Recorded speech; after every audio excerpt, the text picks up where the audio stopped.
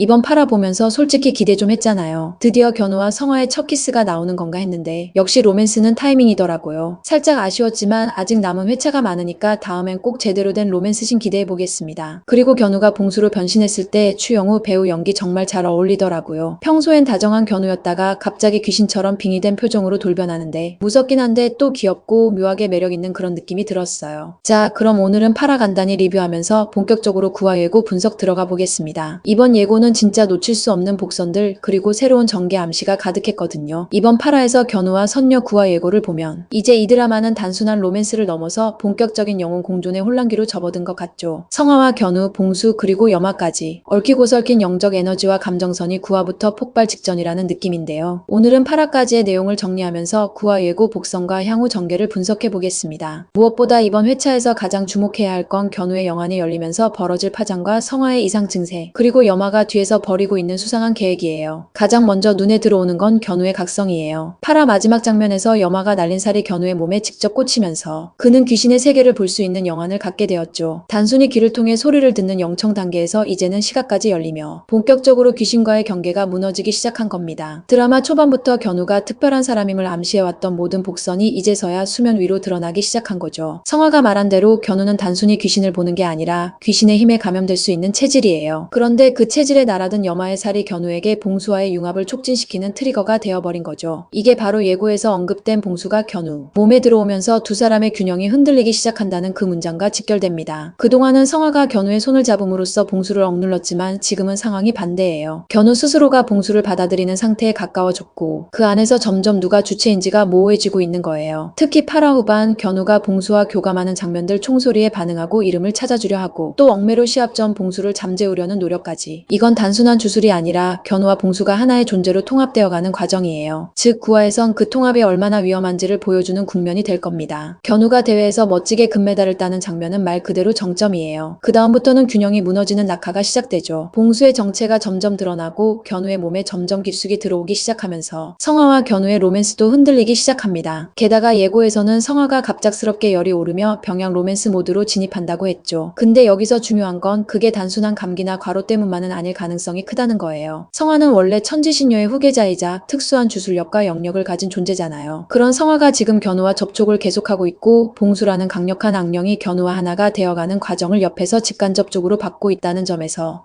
성화의 이상 반응은 몸에 깃든 영역의 교란일 수 있습니다. 말하자면 견우와 봉수의 혼용이 깊어질수록 성화의 영혼도 영향을 받는 거예요. 이건 단순한 병양 모드가 아니라 몸과 마음, 그리고 영혼까지 얽히는 아주 깊은 연결고리가 형성되고 있다는 의미죠. 그래서 성화의 열은 단순한 피로나 바이러스가 아니라 실력의 교란일 수 있어요. 이 와중에 염화는 계속해서 뭔가 꿍꿍이를 꾸미고 있다고 예고는 말하죠. 그 꿍꿍이의 핵심은 화합술일 가능성이 매우 높습니다. 이미 파라에서 염화는 견우와 봉수를 분리시키는 게 아니라 오히려 결속시키는 방식의 주문을 썼어요.